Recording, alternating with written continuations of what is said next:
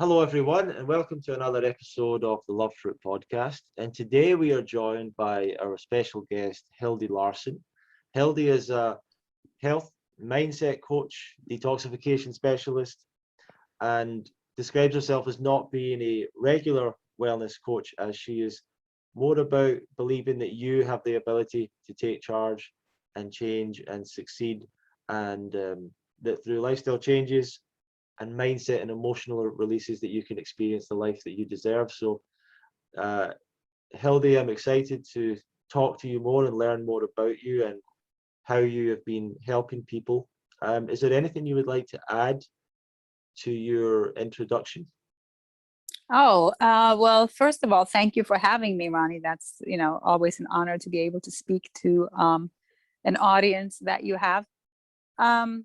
No, I mean, I'm a regular girl that had a life that so many sadly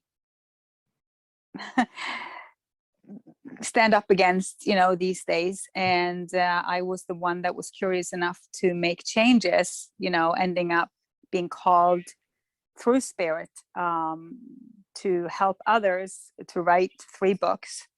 And this is where I'm at today. And I think the introduction was perfect. And you're from Norway, and I believe living in Norway right now? Absolutely. I'm born and raised in Norway. Some people have maybe believed for a while that I lived in Florida because we did have a second home there. And I loved to go to Florida, spent many, several months a year there. Mm-hmm. But absolutely. And right now, where we're at in this world right now, I have a feeling Norway is going to be it for a little while. Excellent, excellent. And I guess growing up in Norway, what was your lifestyle like growing up? I'm going to assume that you weren't brought up on raw foods. Oh, heck no. Well, this is the Western world, as traditional as you can get. I mean, we're a farming land, except for oil. So we're talking milk and potatoes. Right. We're talking traditional home cooked meals. Luckily for us, even though we were exposed to so many other types of toxins, they didn't spray heavily or do as much pesticides when we were little. I mean, I'm born in 1965. So, but still, yeah, that milk and that dairy, huge. And for some of us, it's more huge because I was the one that was in the fridge 5 times a day, drinking milk out of the carton. I was the one addicted to cheese and cheese doodles. Yep. And Diet Coke. So that was just a normal, sad type of diet, even though we didn't have Burger King on every corner. Understood. And growing up, were you healthy? Did you have health challenges growing up? Not really. I was born healthy and I had the normal upbringing, the kind of regular shots, the vaccines and I regular diet like everybody else. We were like a middle class family, never lacked anything. I started mid when I was turning into a teenager. I drank some water that was a little contaminated. Looking back, there was a lot of critters in there, a lot of parasites, and I started having issues from kind of more of like a young adult age, from rashes to, tummy aches and problems and ulcers. It grew on me, but no, not as a little child. And a lot of people, when they're younger, especially a young adult, I suppose that healthy living or their health is not as much of a focus to them. Was that the case for you? And what were you focused on in your life at that point? Well, I was a very happy, very outgoing, very, if I can say, talented girl, in the sense that I played the piano, I was painting, I was drawing, I became an interior architect. I was exploring life on so many levels. I was a dancer. I had my own aerobic studio. I was all over the place. And people used to say that I was like a potato. You could use me for anything. Health wasn't as much a focus, but my body always was, in the sense of fitness. I never drew the connection that a fit body was not necessarily a healthy body. because I looked fabulous the day that I crashed. I tell you, I was like going 140,000 miles to hit that wall, and I looked pretty good on the outside. So that's one thing. But the interesting thing looking back, and I think a lot of people will recognize this because I see it with my clients all the time, not without exception, I get people come to me chronically ill, long-standing, similar stuff. We're talking chronic, we're talking labeled autoimmune, we're talking in that category of long-term suffering. Yep. They grew up under one or another kind of emotional abuse, narcissism, was in the house, things you didn't even think about because it's all you knew. It's always all you knew. And that, looking back, I was heavily infected by, if you could put it that way. Oh, really? Yeah. Is that something? And I don't really want to go deep into that. Yeah. Yeah, because it affects a lot of people. But yeah, yes, definitely. I took that with me, that which I was taught as a child, I took with me into my adult life, which then, again, it kept me suffering. Yeah. Until I was going to say almost learning from clients, like almost educating myself as a, midlife woman, I realized the whole picture. Yeah. Yeah. Do you think that, I mean, is it a combination of the emotional traumas that people go through when they're growing up? And also, do you think that food can be used to sort of continue that abuse, or unhealthy lifestyle habits sort of continue to, I don't know, like, I love that question. I love that question because yes, it's like yes and yes. To put it this way, I believe diet or food intake will always be the base or the starting point. You can't get around it. It's not like you can say, oh, I'm going to heal my emotions and I'm going to keep on eating crappy shit. Yeah. Now, if you believe that you can do that, then I don't believe that you're aligned consciously with your unconscious, in the sense that you already know what's not good for your body. You already know this. You're just suppressing it because you don't want to face it. I was just heavy smoker for 25 years.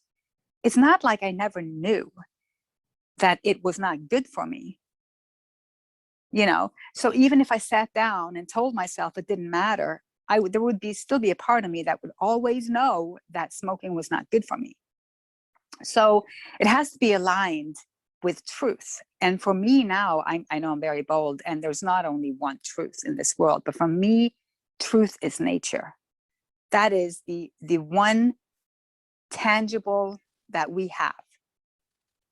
Absolutely. And it's nature.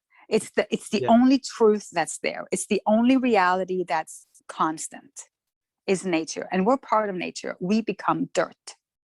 So in that sense, what I've seen is if you put in food that is nourishing to the body, food that has a high energetic status, food that vibrates higher in angstrom than the human body, then you are automatically cleansing. You are raising your level of consciousness, clearing your pineal gland. And that is the process that will then again lead you to healing your emotional issues. And that's why I see people who struggle, you can still lead them through the diet change and lifestyle change, and they will automatically be faced with all their shit without having anywhere to escape, because they're no longer eating to numb the emotions, to not look at it, to keep the addiction going.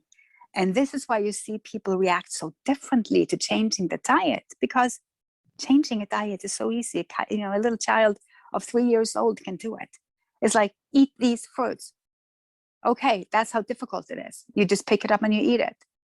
But when you start screaming and kicking and you can't, and your life goes haywire because it's showing you your addictions. It's showing you. So, okay, so that's one part of it. The other side, what was I going to tell you about the other type of that? But yeah, the connection is so deep that I've had a client. Oh, this is what I was going to say. There was this person I'm just going to say that I know that had been eating fruits for 1 year, only fruits. And he did not get where he wanted to go with his health. Yep. He was frustrated. He was angry. And he was a little hectic with me because he demanded to see change. Yep. I knew that this same person had no interest in forgiveness work, in letting go of certain thought forms or ways of looking at the world. He was so rigid. And this is when I can also see that you can't just sit there and eat the fruits and demand that change. The fruit is connecting you to the divine, to nature. And the rest it's a spiritual awakening. I usually say that eating fruit is not a diet. It's a spiritual experience. Wow.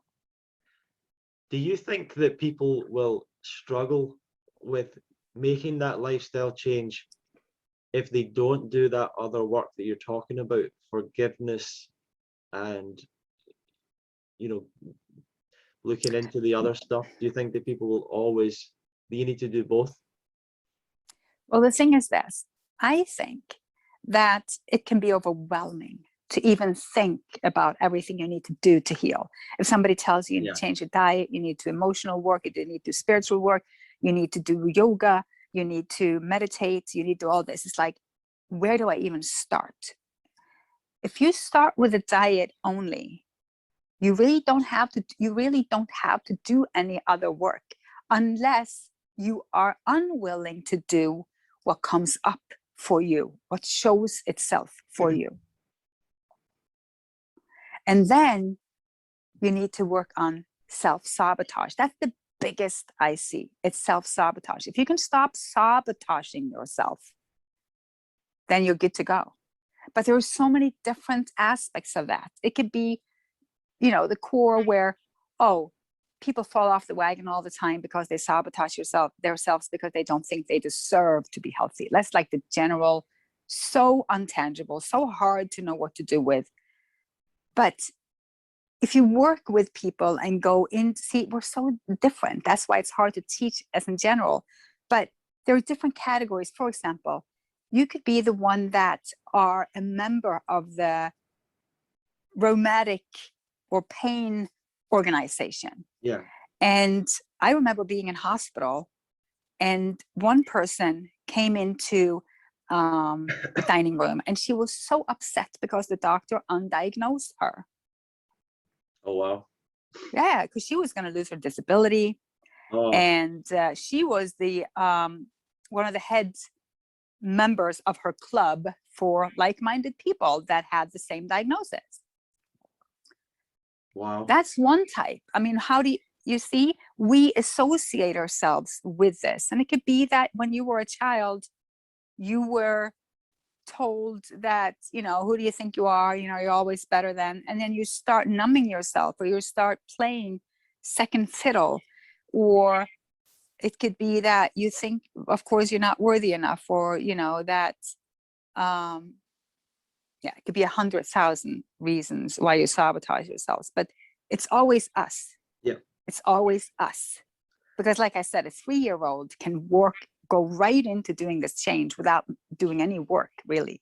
Just going to the store, picking up some grape, sitting down, put them in your mouth, chew and swallow. Now, how hard is that? Yeah, absolutely. Easy. You don't need utensils. You don't need equipment. You don't need a dining room. You need nothing. You need to be able to purchase the grapes. That's it. So for you, when you started to head towards this alternative lifestyle that you live now, alternative to what the mainstream is doing, was it the food that changed first, or was it the search for something deeper? Was it going towards spirituality? Was it emotional stuff, emotional work? What was it that was your first kind of step towards changing your life? I decided I wanted to live. I had been sick for so many years. And I mean, the list is just too long to mention of what was wrong with me. But I ended up getting the diagnosis of seropositive rheumatoid arthritis. All I right. was so sick. I was so filled with medications. They filled me up with everything from Enbrel, suppressing my immune system, prednisone, that's the cortisol, all the different anti-inflammatory drugs like Vioxx, who was later pulled from the market because there were too many deaths of a heart attack from it. And I went into the medical like for many years, getting sicker and sicker, in and out of hospitals, ended up with anxiety attacks from the medication, depression, all of that on top of everything else, all the symptoms in the world just packing on. And I just tried to hang in there. I remember I had to let go of my business. I was an interior architect. I had a great business. I had to let it go, all of it. I tried to go to university to become a journalist. Like I said, I did so many things. But I then realized, I can't do this. I was just so sick that I went down, I went home from school one day in the middle of class. I just got up and I went home and I sat down on the couch. And when my husband came home from work, I was still sitting there. And he said, "What are you doing? Aren't you supposed to have a session?" And I said, "No, I've stopped all my medications and I'm going to lay down now. And I'm going to lay here until one out of two things happen. Either I die or I get better, and I don't care which." Wow. Because this is out. I can't do this. So I laid down literally, and I laid there, and I had to lay there for many years.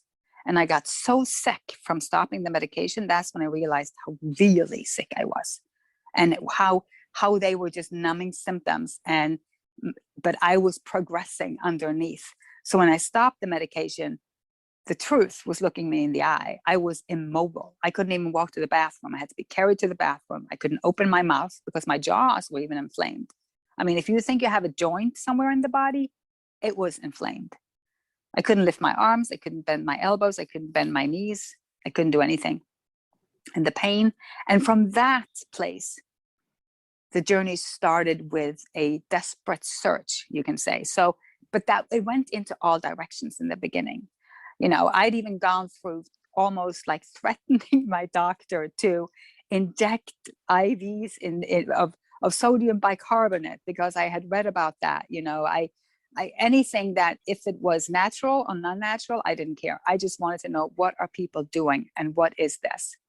Because I didn't come from the natural world, so I had no direction. But as I was laying there, I started listening to Louise Hay, and then it was Doreen Virtue. And then all of a sudden, people like David Wolf showed up, Deepak Chopra, and, so many, like all the old school that a lot of people that have been into this for a while will know who I'm talking about. And I tried everything. I started having juice fasts, elimination of different foods, and then eventually into the raw, adding a lot of herbs. Right? I was just reading up on herbs, trying to get them to Norway, which is not easy. And I was just experimenting on myself, putting everything in my mouth, triple doses. Like if I could find something that says 1 dropper a day, I would be the one thinking, oh, I wonder what will happen if I do 5 droppers a day. So I went all in the search of eliminating what worked, what didn't work. I got a rice machine. I have a hyperbaric chamber. I have EMF mats. I mean, it's out there. I have it in my house. Yeah. Yep. Hectic. Sounds pretty amazing so far. So you basically, what was it that made you decide to try and find your own path? Like, it sounds like you had this, you were going down a conventional route. It sounds like you were having conventional medicine. What was it in you that made you seek something else? Okay, so I had a dream.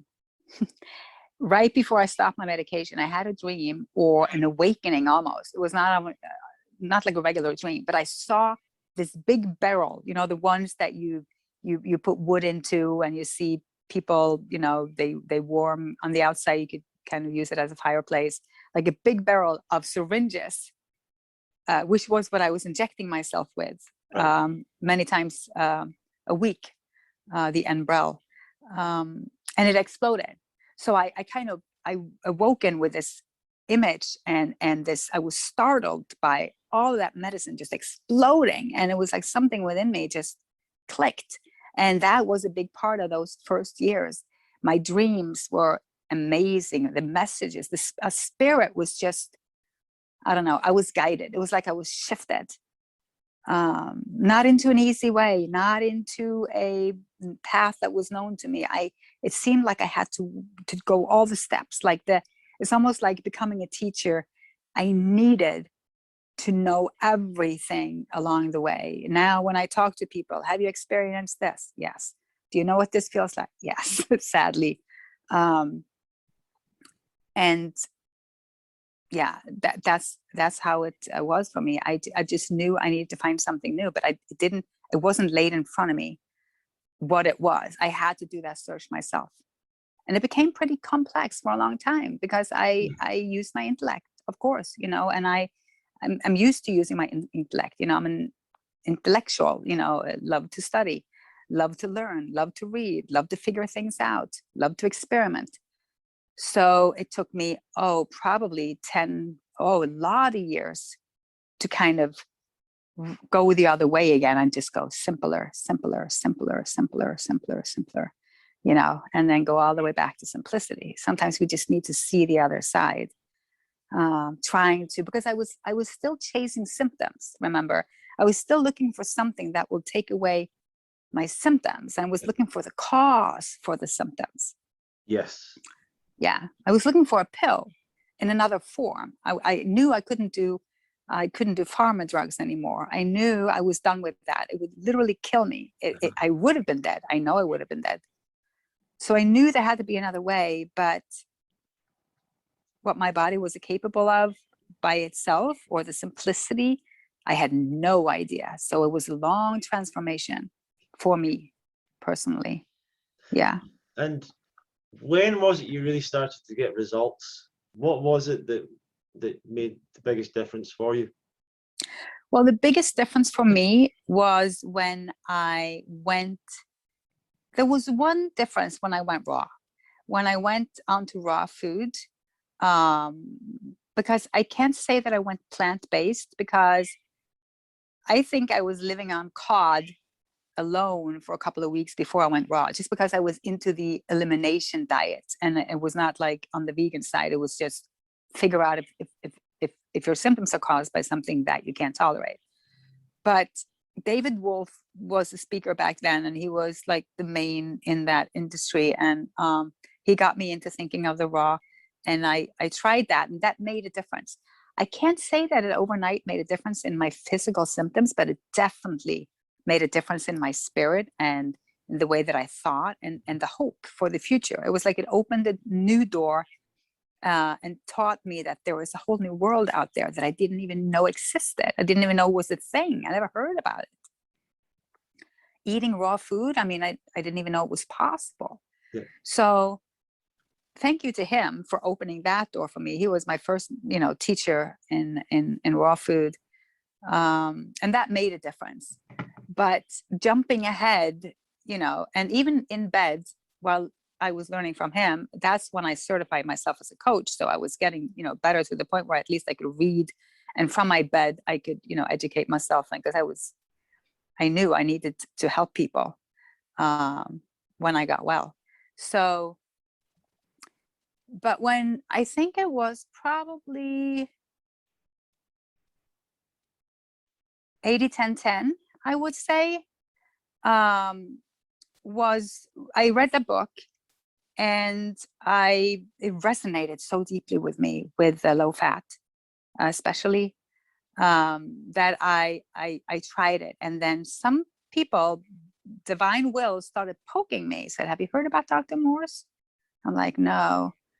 You know, he's about all fruit. And I'm like, oh no, I don't know about the fruit, because I had been following Dr. Robert Young for so long, and he told me, you know, and I even see, I was all over the place. I was flown to see him. I lived at his ranch for a month.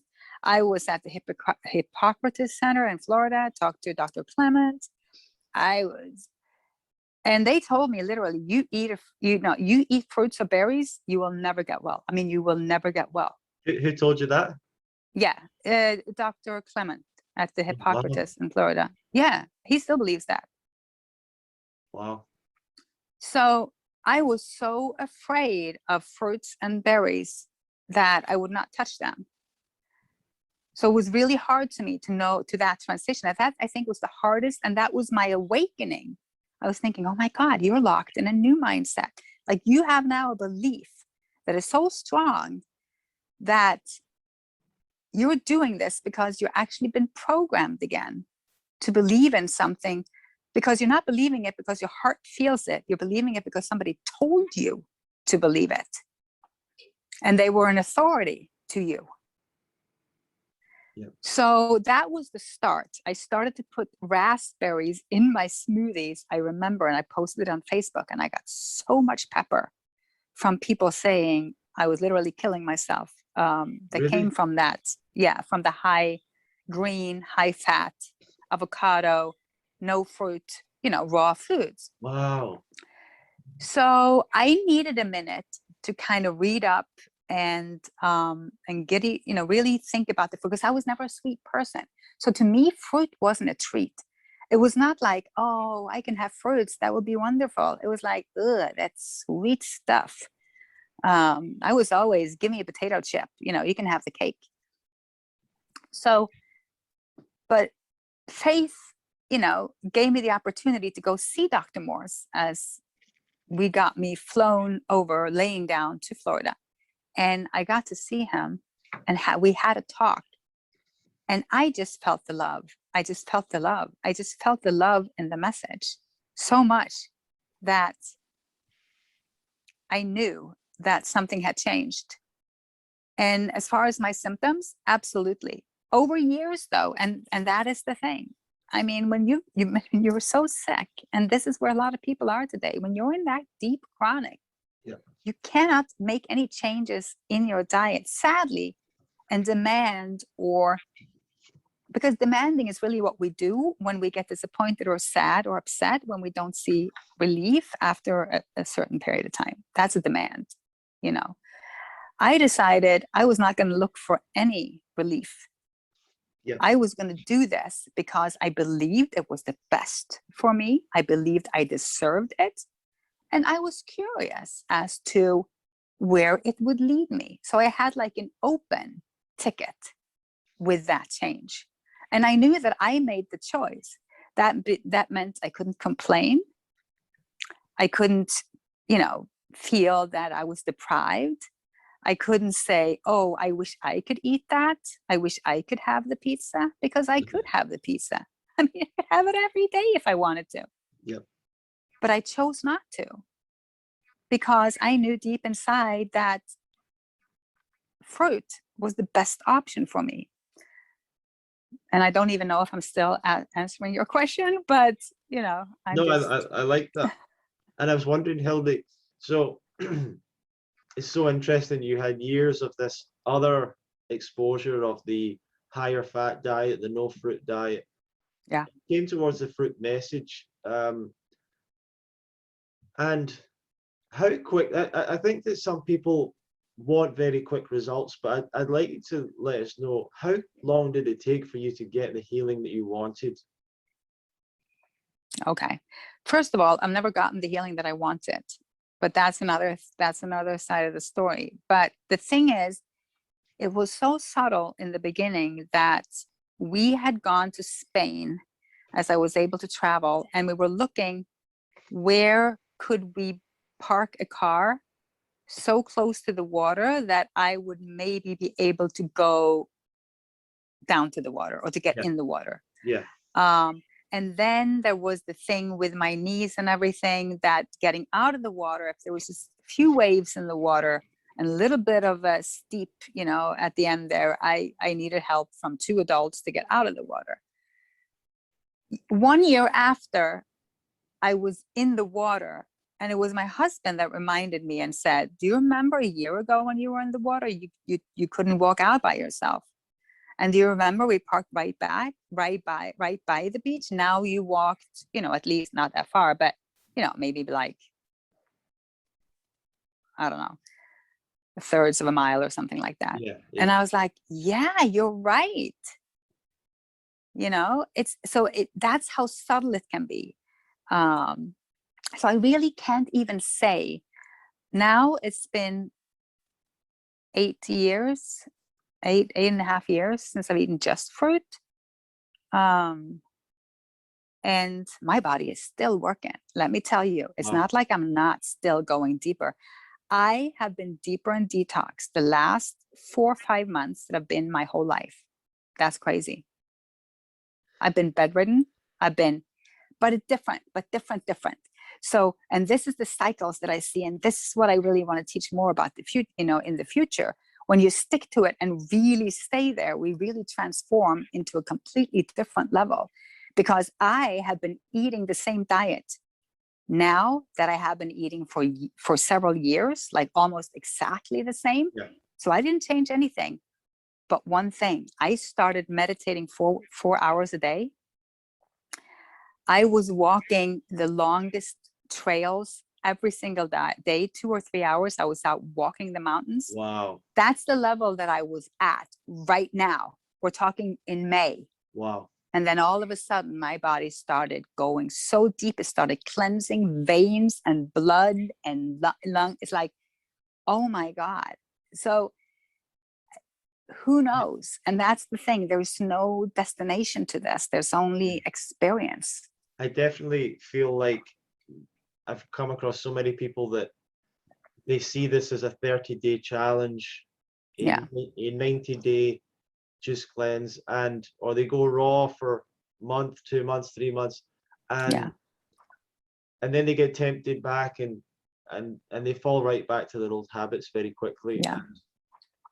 I feel like they're not aware of the deeper levels of healing that continue to happen, as you're saying. Yeah.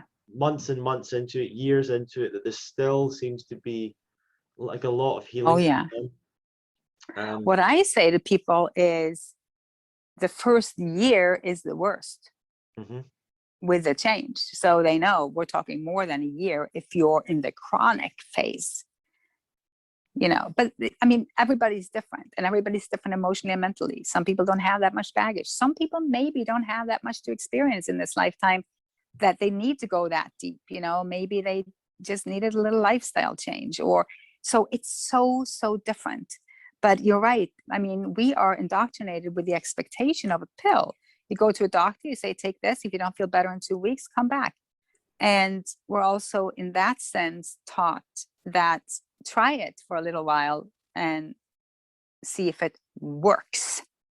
So now living on our species specific diet that we're designed to eat, scientifically designed to eat, physically designed to eat, and think that it will work or not work. This is where I get like, well, it's not going to work. It never works. Diet can't work. Your body works. Right. Your body will heal you if given the opportunity. Your diet, that's energy. That's all it is. It's energy. It's not doing anything more but fueling your cells, allowing your body to do what it needs to do. So it's complex. Yeah. And people, but it's hard to be a person that wants, I work with individuals and I love one-on-one just because we're so different and we can really go deep. And I have clients that have stuck with me for years because we go to different levels and we end up being a completely different, level than diet, of course. I mean, you don't do that for years. I mean, as far as you need coaching and diet for years, you don't need that. But then when you go out in the public arena in general, then allowing people in through a simpler cleanse. Like in my membership group, I do have a 30-day fruit reset program. I do have a 1, 2, or 3 week juicing program.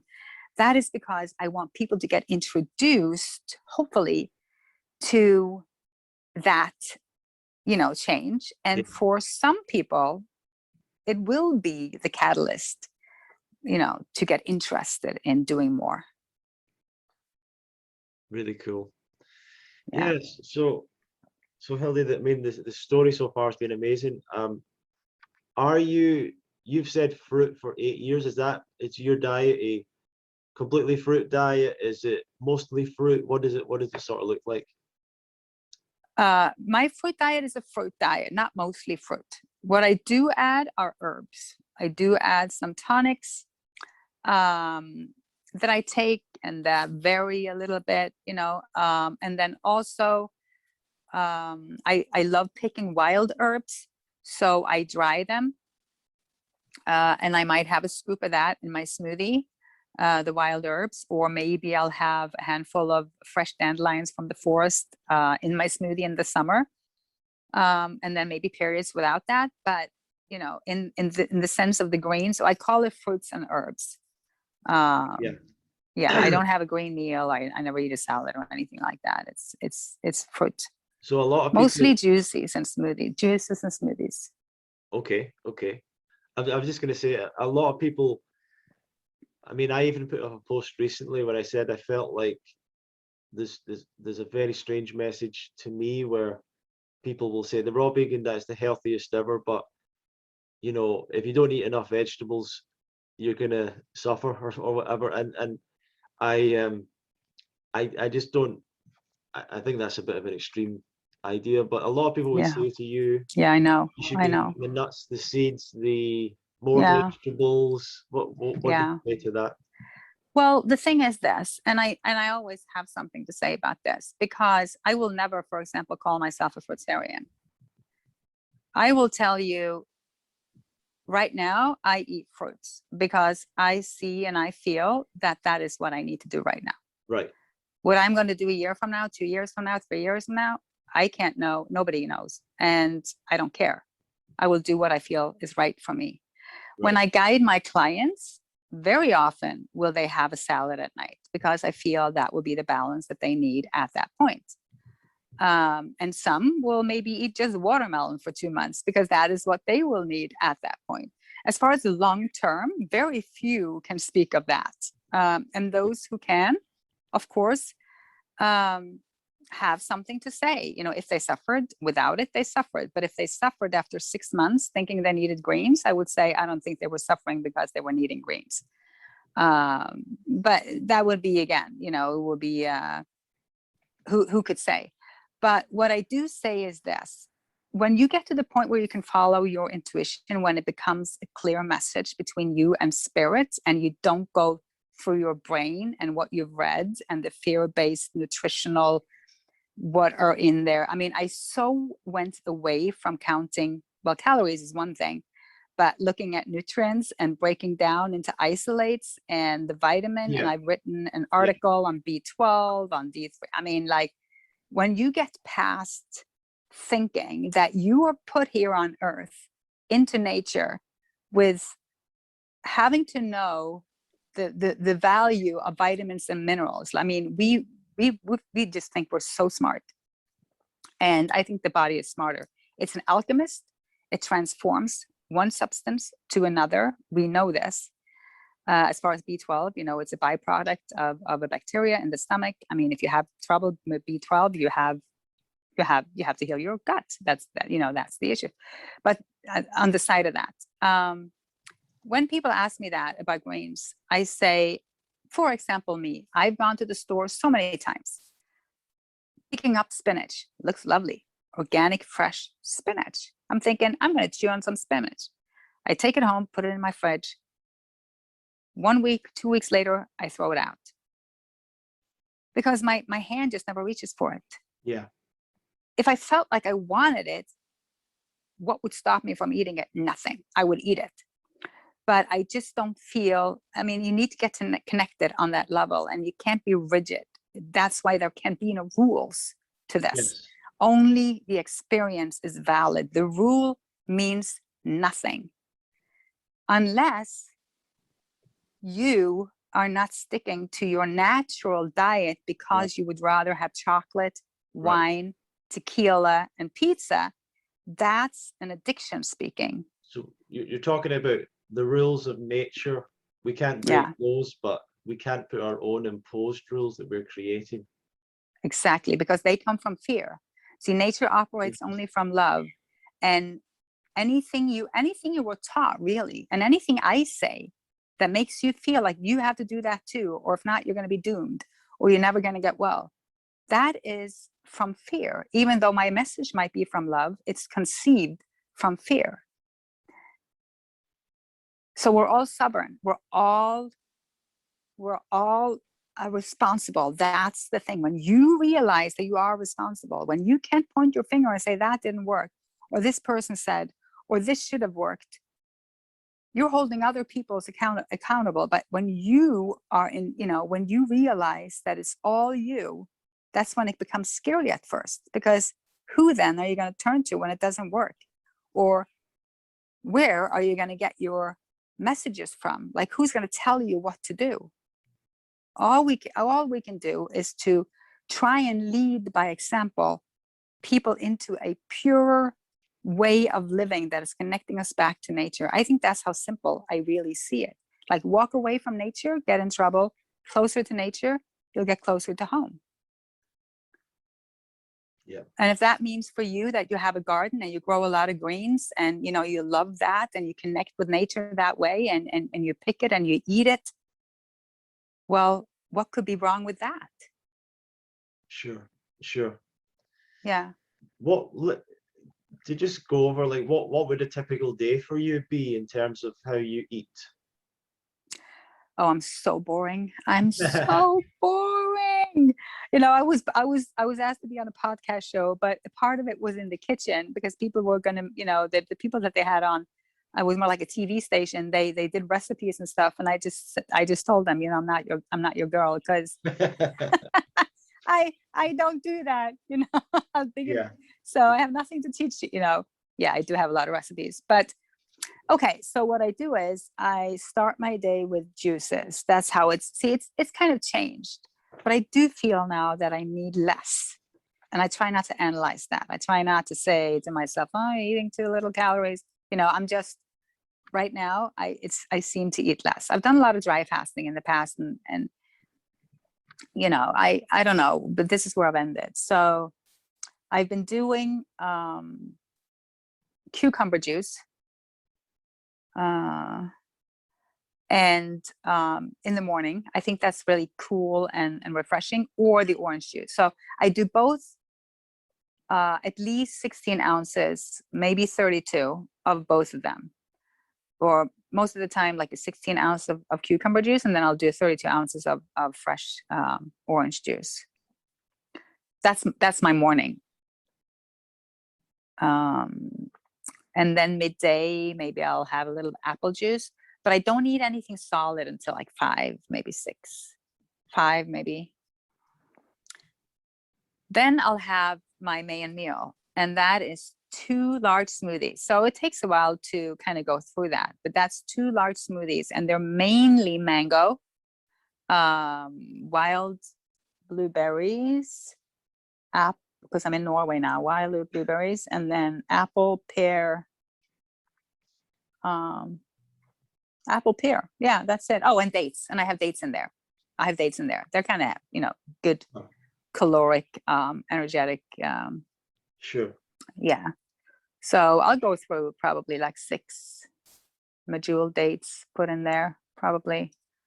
So it's a pretty hefty, and I don't know, 2, 3 good mangoes. So it fills up, probably like 64 ounces. Yeah. Yeah, I would say of smoothie that takes me through the afternoon, and that's why I'm slowest. I do most work on the computer, and it's a good time to kind of eat in the morning. I like better to be walking, and do stuff, and the juice, I think it's just perfect for that. Yeah. Do you take any supplements or anything like that? And that's what I was going to say. So in my smoothie, I could, for example, like I do right now, I could put in some ashwagandha. I put in some turmeric powder. What else do? I sometimes put in a scoop of the dried herbs that I've done in the summer. Even I dry flowers, edible flowers. I go in the wild and I pick them in the summer and I dry them. And I might put some of the flowers in my smoothie. What else? I think that's it. And then I might, after I eat, have some tinctures or some tonics. And that could be like lemon balm I've done. What else do I do? Burdock root. Cat's claw. Kind of, I come from a very, very long, extreme story of parasites, fungus, all sorts of critters, so many years. I mean, I have a horror story that is out where I pulled out a 12-inch living Ascaris out of my butt. It was alive and wiggling in my hand. Oh, crazy. And 12 inches long. So it takes a second to process when that happens. And it took me another minute or 15 to kind of be able to even share that, outside the home. But I thought it was so important because I had already been raw for 10 years when that happened. Oh, wow. Yeah. So knowing what I know, having the experience that I have, I will most likely almost have a little bit of anti-something in my regime: antifungal, anti-parasite, antiviral. You know what I'm saying? And I love the essential oils too, to put on the skin, or.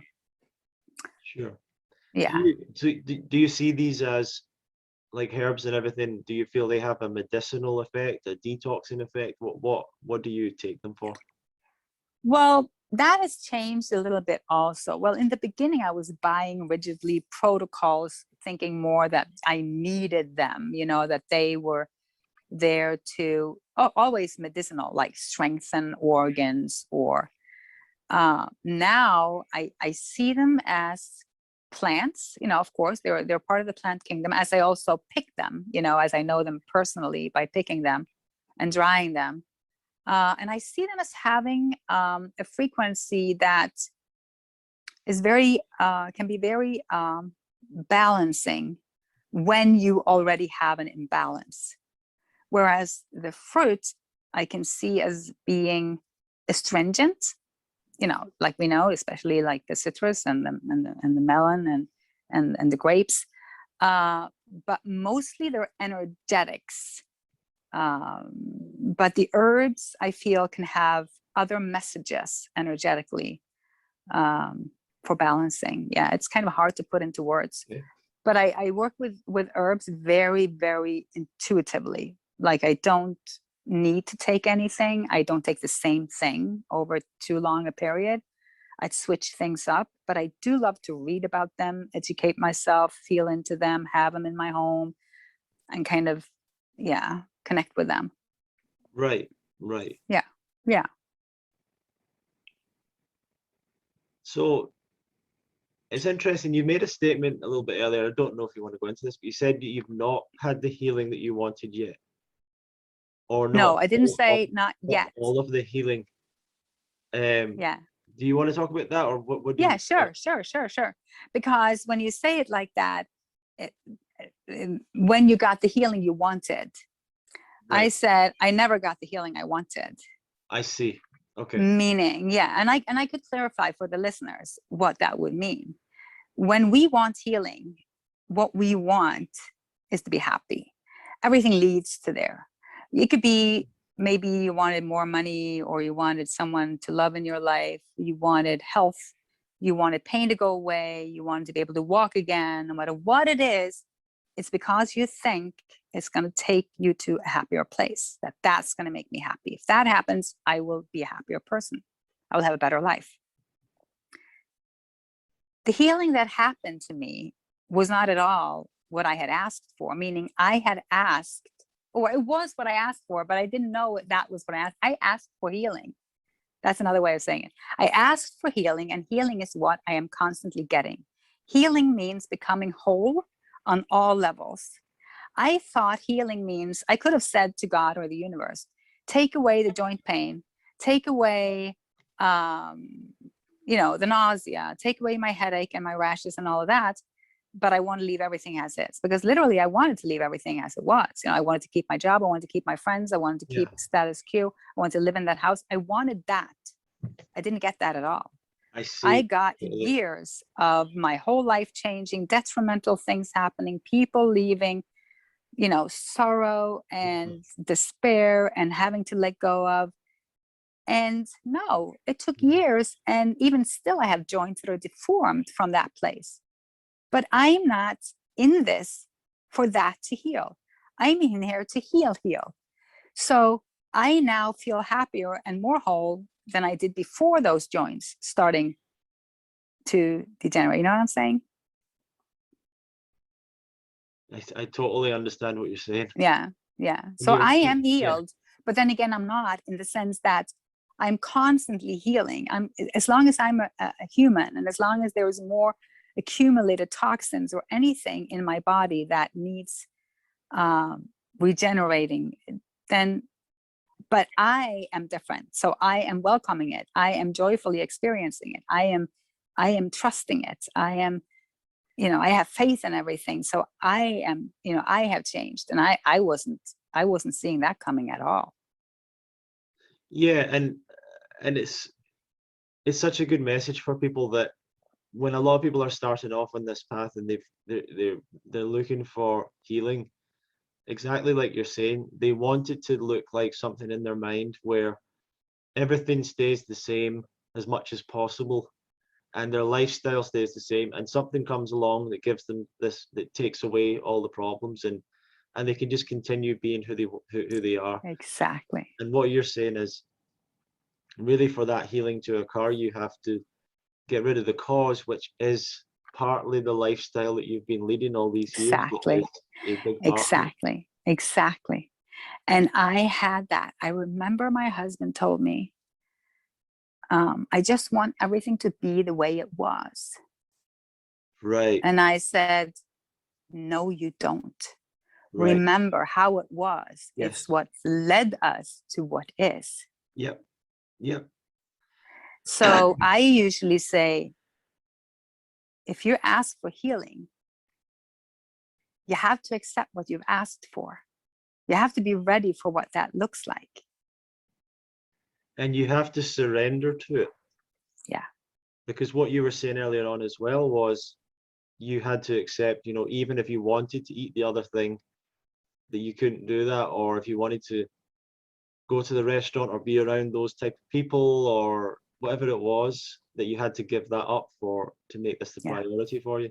Yeah. And to me, it's not even, I look at it from a different, it's like, I'm not giving anything up. I'm choosing this. So if it was like a party, like a Christmas, or say it's a New Year's party, I was not giving up going to the party. I was choosing staying home, meditating, blah, blah, blah. So I was not giving up anything. I was just choosing something different. And I tell people that too. It's not like you're giving up Christmas dinner. You're choosing a different one. You have two choices now, because you know both choices. You can choose the old one too. And then people say, can I eat like turkey? And I'm like, sure. And they're like, oh, wow. Okay. I didn't know that. I'm like, of course you can. But won't I feel sick afterwards? Yeah, I will think. And they're like, oh, okay. I said, sure. You can do anything you want, and you'll have to live the consequence of everything you do. You're sovereign. It's your choice. Amazing. You know, all I can tell you and all I can teach you is, this is what I know, you know, about these choices. And then you make yours. Because if not, you know, yeah. We love to complain. We love to complain. So you went down this path for many years. You've been doing this for yourself. Obviously, it started off for your own healing, but at some point you expanded into sharing this with others and helping others. And could you let us know a little bit about that journey? It started with me going, this was before Facebook. So it started with going on something called Cure Zone, which was a forum platform where a lot of doctors, also like alternative, I would say, practitioners, went on and spent their precious time for free just answering people about anything from parasites to iodine treatment. It could be any module, you know, you could think of, to help people heal and feel better. So I started off engaging a little bit as I came from being, you know, a teacher of aerobics, you know, a building manager, a blah, blah, blah, you know, long stories. It was easy for me to kind of, you know, take control, take charge kind of, you know, over groups and I liked that. And I one day I realized, you know, and then Facebook came, and then I started answering these people on Facebook, like a lot of people do, you know, bless their hearts, trying to help, just trying to help. And then I came across that you could actually educate yourself online, that there was the certification to be a wellness coach that was approved by the University of New York, and I could do it online. It was very professional. So I signed up, and it was a 1-year full study, and I did that from home, and I got my certification. And I knew already then, just from doing that I was excited to kind of, you know, do that as a work. And then my stories started to be, you know, I started to realize that so many people were asking me, like, what happened? What did you do? What did you do? What did you do? So I wrote my first book called From Hell to Inspired, and put that out. So that's on Amazon, you know, and everywhere.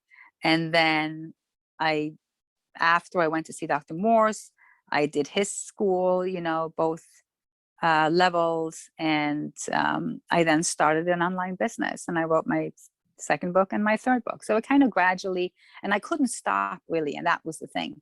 I tried several times to stop it really, because I get so intense when I work. And I wrote 3 books and published them in 1 year, which is kind of crazy. You know, when you push my button, I still have that in me, and I'm trying. Now I embrace it. Before I thought it was making me sick to be so intense, but now I can see that when I'm on my calling, it's okay to go. So that's how it happened. And it was Facebook. Yeah. Yeah, I love the names of your books. You have a book called No More Bullshit. Yeah. From Hell to Inspired, and Know the Truth and Get Healthy. Yeah. Your book titles. Yeah. So where can people find out more about you and maybe get in touch about working with you or looking at some of the things you offer? My website is InspiredByHilde.com. And Hilde is with an E. So that's why I usually say Inspired by Hilde for English speaking people, you know, .com, or they'll write an A. And then I'm Inspired by Hilde mostly everywhere. I have an Inspired by Hilde Facebook page. I have Inspired by Hilde on Instagram. I have a YouTube channel. I think that's actually Hilde Larsson. But I feel if you type in Inspired by Hilde, you might find it there too. So yeah, so even if you just go on Instagram and find me, I have a link tree. You'll find everything else linked up. And so I'm pretty easy to find. And my books are on Amazon or Barnes and Nobles or anywhere really that you buy books online. You should be able to find it. So it's actually Hilde, not Hilde. Yeah, well, it's in between. Like if I say it in native tongue, my name, it's Hilde. Okay. Yep. Hilde. So it's an E. It's not an E, and it's not an A. So what do you think about staying raw in Norway? A lot of people would say impossible to eat a raw food. I know. And that's kind of what's fun about being here, because you don't know how many people come to me and they use that as the one reason why they can't stay raw. Oh, you don't understand. I live in Canada. Yeah. Oh, like really? You live in Canada? I live in Norway. And they're like, oh. And you stay there during the winters? And I'm like, yeah. And I actually use the cold. That's another thing though. I have a program, and I'm a big Wim Hof fan, by the way. I use the cold to cultivate health. Cold is alkalizing. Heat is acidic. So that's a whole nother story. But yeah, you know, we're blessed today. We have convenience stores. We have a little even organic store here. And yesterday I was able to get 2 organic 𝐅𝐑𝐄𝐄 in Norway. I was able to get organic persimmons. Except for that, when it's scarce, I could always get organic bananas and some other things. And I'm not rigid in that either. I would say 90% organic. But if there's nothing organic, I'm not going to starve. I'm going to buy myself some huge melons or mangoes, peel it and eat it and be happy.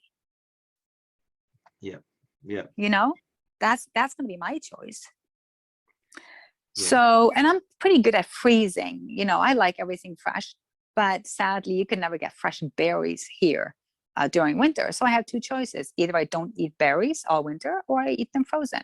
So I choose frozen, but I collect them myself during summer, organic, and then I freeze them myself.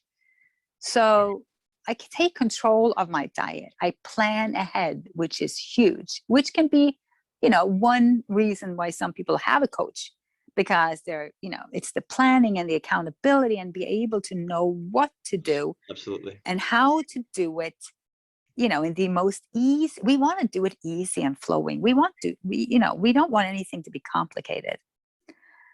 So, and that's how my diet kind of changed. It's with the season. I'm forced to eating differently during winter, and I embrace that, and I'm used to that. And then during summer, when I can have fresh cherries and fresh berries, I eat until I have a diarrhea. You know what I mean?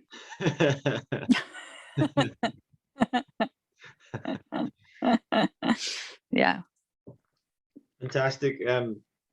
What would be some of your advice for people that are starting off right now, that are listening to this, that are getting inspired and want to, you know, start tomorrow, start right now? Yeah. What would be your advice for them? Well, first of all, I think I will say honor the struggle. Honor the struggle. If you, and you could always ask yourself first, what 2 or 3 things can I do right now as far as my diet that will better the health for me? Everybody knows. Everybody knows. Everybody knows that they shouldn't have the morning coffee, or it's this or it's that. It's so easy to eliminate what they know already is not good for them. That's a great practice, because it ultimately is between them and them, right? And then on top of that, I say always start with your morning, because it's your cleansing period. You've been sleeping all night. The body's been doing its thing, and it, you know, it needs to be able to flush and cleanse. So start with putting in some fresh fruits and or juices, whatever you choose, in the morning. So I would start with that one meal if I was starting out, and then I would observe myself to, if that was meant eliminating coffee and that was a big problem for me, that's where honoring the struggle comes in. Because then I would go in, instead of then battling with myself if I should have coffee or not, I would look at myself with an interested eye, saying, this is interesting. I wonder what it is between me and coffee. I wonder why this is so hard. I'm not going to drink it, of course, because I quit. But why is it so hard? It's okay. You know, it's, you can't run from hard. Nobody said it was going to be easy. That's not where we sign up. It's not easy. It will never be easy. If it was easy, we would already be doing it. The healing is in overcoming that which is hard. That's the restrictions. That's what's holding us back in everything in life, is by trying to shy away from everything that's hard. Yeah. In my opinion, and from my experience, you know, at least that's what I see, and that's definitely what it was for me. Well, thank you very much, Hilde, and I've really enjoyed our conversation today, and I think there's so much more to talk about. I'd definitely love to talk to you another time and stay in touch and maybe do this again. But I just want to say to everyone watching and listening, thank you for watching, listening. Please feel free to share. You can go to fruitfest.co.uk and subscribe to stay in touch with us for the podcast. And definitely go and check out Hilde's website, InspiredByHilde or Hilde.com, and all the stuff that's going on there, and see if she can help you with what you're with the healing that you're looking for. Any last message to the audience that's watching and listening, Hilde? Well, I think, thank you. I'm a firm believer in love, and I'm a firm believer that no matter where you are in life, that not being so strict on yourself or beating yourself down is like number one to move, to move ahead, and not be afraid to be different, not be afraid of what other people think. This is a very personal choice when you ask for healing. If you're asking for less symptoms, that's a different story. But if you're asking for a better life and to feel more love in your heart and more of a spiritual connection and to feel the joy, deep in your veins, then I think just go, moving from fear to love, I think it's number one. Amazing, amazing. Well, thank you for joining me today, Hilde, and thanks everyone for listening and watching, and we'll see you again in the next episode of the Love Fruit podcast. Thank you very much. Thank you. Thank you.